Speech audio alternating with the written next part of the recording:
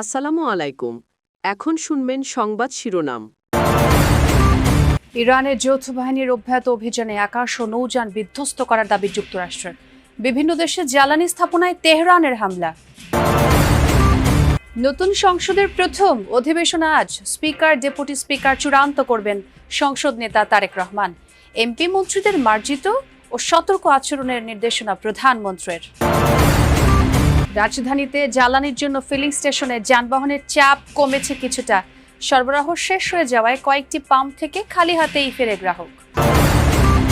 রংপুরে জুলাই হত্যা মামলা থেকে আসামিদের নাম কর্তনের আবেদনের হিড়িক। তালিকায় সাবেক স্পিকার, মন্ত্রীসহ ঊর্ধ্বতন কর্মকর্তারা।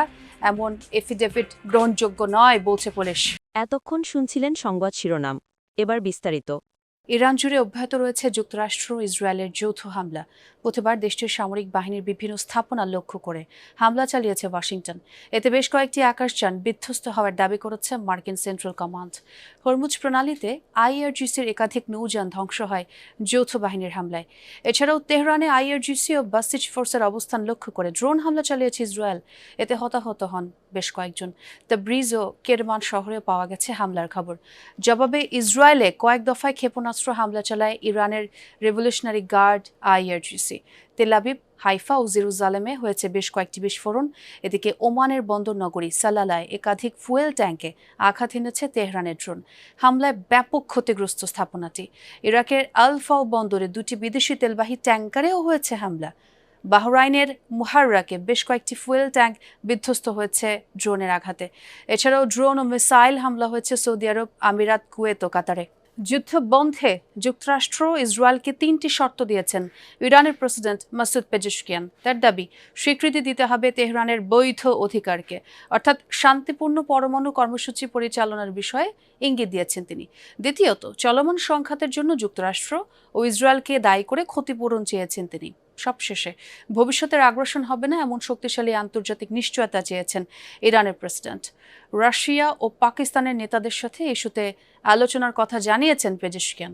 জানান, অঞ্চলটির শান্তির প্রতি ইরানের অঙ্গীকার পুনর্ব্যক্ত করেছেন তিনি। গেল বছরের তুলনায় এবার অনেক বেশি নিখুঁত হামলা চালাচ্ছে ইরান। এর পেছনে রয়েছে চীনের নেভিগেশন সিস্টেম বাইডোর অবদান। ধারণা গোয়েন্দা বিশ্লেষকদের।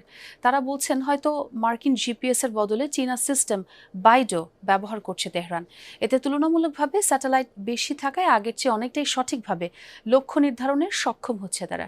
রেহাই পাচ্ছে পশ্চিমা দেশগুলোর জ্যামিং বা শুরুতে সভাপতি পদ শূন্য রেখেই আজ সকাল 11টায় বসতে যাচ্ছে ত্রয়োদশ জাতীয় সংসদের প্রথম অধিবেশন।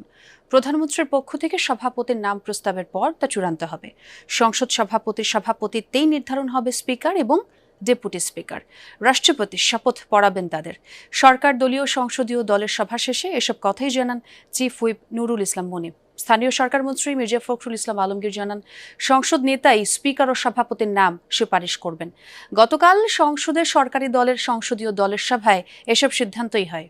ত্রয়োদশ জাতীয় সংসদ অধিবেশন শুরুর আগের দিন অনুষ্ঠিত হল সরকার দলীয় সংসদীয় কমিটির সভা, যেখানে সভাপতিত্ব করেন সংসদ নেতা ও প্রধানমন্ত্রী তারেক রহমান। সকাল 11টায় শুরু হয়ে এই সভা শেষ হয় দুপুর 1টায়, যেখানে বিএনপি দলীয় সংসদ সদস্যদের নানান করণীয় নিয়ে আলোচনা হয়। সংসদ সদস্যদের দায়িত্বশীল মার্জিত আচরণ করার পাশাপাশি গণমাধ্যমের সঙ্গে কথা বলার ক্ষেত্রে সতর্কতার মতো প্রয়োজনীয় দিক নির্দেশনা আসে সংসদ নেতার তরফ থেকে। সংসদীয় কমিটির এই সভায় স্পিকার, ডেপুটি স্পিকার ও সভাপতি নির্ধারণে ভার দেওয়া হয় সংসদ নেতা ও প্রধানমন্ত্রী তারেক রহমানকে। সংসদীয় কমিটি বৈঠক শেষে সংসদ ভবনের এলডি হলে সংবাদ সম্মেলনে চিফ হুইপ মোহাম্মদ নুরুল ইসলাম সংসদে বিরোধী দলের গঠনমূলক ভূমিকা ও সহযোগিতার প্রত্যাশা করেন। ত্রয়োদশ সংসদের প্রথম অধিবেশনের মেয়াদ নিয়েও আলোচনা হয় সংসদীয় কমিটির সভায়, তবে তা নির্ধারিত হবে 15 মার্চ সরকার দলীয় সংসদীয় কমিটির পরবর্তী সভায়। জাতীয় সংসদ, যে সংসদে সাধারণ জনগণের জনপ্রতিনিধিত্ব নিশ্চিত করার জন্য রাজনৈতিক দলগুলোর কত আন্দোলন, সংগ্রাম কিংবা রাজপথে টান টান সেই সব উত্তেজনা, অবশেষে গণ অভ্যুত্থানের পর একটি কার্যকর জাতীয় সংসদ দেখার প্রত্যাশায় সাধারণ মানুষ। সুষ্ঠু নির্বাচনের মধ্য দিয়ে বা গ্রহণযোগ্য নির্বাচনের মধ্য দিয়ে যে ত্রয়োদশ জাতীয় সংসদ গঠিত হলো, সেটির প্রথম অধিবেশন অনুষ্ঠিত হতে যাচ্ছে বৃহস্পতিবার। যেই অধিবেশনের মধ্য দিয়ে বাংলাদেশে নতুন সংসদীয় গণতন্ত্রের যাত্রার জ্বালানি তেলের জন্য রাজধানীর ফিলিং স্টেশনগুলোতে যানবাহনের চাপ কিছুটা কমেছে। গেল কদিনের মতো গতকাল রাতেও পাম্পগুলোতে গ্রাহকদের ভিড় দেখা গেলেও তা অন্যান্য দিনের চেয়ে কম ছিল। আবার সরবরাহ শেষ হয়ে যাওয়ায় কয়েকটি পাম্প থেকে খালি হাতেই ফিরতে হয়েছে গ্রাহকদের। তারা বলছেন, তেল সরবরাহ স্বাভাবিক হলেও এখনও জনমনে উদ্বেগ রয়েছে। ডিপো থেকে চাহিদা মাফিক তেল সরবরাহ না করার অভিযোগও তোলেন অনেকে। রাতে রাজধানীর ফিলিং স্টেশনগুলোতে গ্রাহকদের দীর্ঘ সারি, তবে এই সারির দৈর্ঘ্য অন্যান্য দিনের তুলনায় কম। তেল নিতে দীর্ঘ সময়ে লাইনে দাঁড়িয়ে গ্রাহকরা, সরবরাহ নিয়ে মিশ্র প্রতিক্রিয়া তাদের। কয়েক জায়গায় ফিলিং স্টেশন বন্ধ ছিল, তেল না থাকার বিষয়টিও উল্লেখ করা হয় সেখানে। লম্বা পথ পাড়ি দেওয়ার পর এমন অবস্থা দেখে হতাশ গ্রাহকরা। আসাদ গেটের ফিলিং স্টেশনে তেল সরবরাহ স্বাভাবিক, দেয়ার ক্ষেত্রে কার্পণ্য করছে না কর্তৃপক্ষ। এখানেও ভিড় বিগত দিনের চেয়ে কম, তবে অনেক গ্রাহকই তেল নিতে এসেছেন দূর দূরান্ত থেকে। তারা বলছেন, বিভিন্ন এলাকার ফিলিং স্টেশনে নেই তেলের সরবরাহ স্বাভাবিক থাকলেও দাম বৃদ্ধি ও সংকটের শঙ্কায় অনেকে বেশি করে জ্বালানি তেল কিনছেন, এমনটাও বলছেন অনেক গ্রাহক। রাশিয়া থেকে সাশ্রয়ী মূল্যে তেল কিনতে যুক্তরাষ্ট্রের কাছে অস্থায়ী বিশেষ অনুমতি চেয়েছে বাংলাদেশ।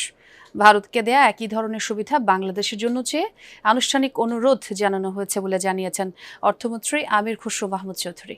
বুধবার রাজধানীর শেরেবাংলা নগরে মার্কিন রাষ্ট্রদূত ব্রেন্ট ক্রিস্টেনসেনের সাথে বৈঠক শেষে সাংবাদিকদের এই তথ্যই জানান তিনি। বলেন, যুক্তরাষ্ট্রের কাছে তিনি দেশের অবস্থান তুলে ধরেছেন। এই বিশেষ অনুমতি দেয়া হলে তা দেশের অর্থনীতির জন্য অত্যন্ত সহায়ক হবে। মার্কিন রাষ্ট্রদূত বিষয়টি গুরুত্ব সহকারে দেখবেন এবং প্রস্তাবটি ওয়াশিংটনে পাঠাবেন বলে আশ্বস্ত করেছেন। বৈঠকে আন্তর্জাতিক জ্বালানি বাজারের রংপুরের জুলাই বিপ্লবে হত্যা চেষ্টা ও হামলা মামলাগুলো থেকে তৎকালীন প্রশাসন ও কার্যক্রম নিষিদ্ধ আওয়ামী লীগের স্পিকার, মন্ত্রী, এমপি সহ জেলা, মহানগর ও উপজেলার অনেক নেতা কোর্ট এফিডেভিটের মাধ্যমে নিজেদের নাম কর্তনের আবেদন করেছেন। হলফনামা বাণিজ্যে মোটা অঙ্কের আর্থিক লেনদেনের অভিযোগ উঠেছে। তবে আইন শৃঙ্খলা বাহিনী ও আইনজ্ঞরা বলছেন, আইনের দৃষ্টিতে এই ধরনের হলফনামার কোনো গুরুত্ব নেই। 2024 সালের 16 জুলাই রোকেয়া বিশ্ববিদ্যালয়ের 1 নং গেটের সামনে পুলিশের গুলিতে বৈষম্য বিরোধী ছাত্র আন্দোলনে প্রথম শহীদ হয়েছিলেন ইংরেজি বিভাগের শিক্ষার্থী আবু সাইদ। ওই আন্দোলনে রংপুরে শহীদ হন আরও 6 জন। 5 আগস্ট আওয়ামী লীগ সরকার পতনের পর 7টি হত্যাসহ হত্যা চেষ্টা, হামলা ও নাশকতার 36টি মামলা হয় মহানগর ও জেলায়।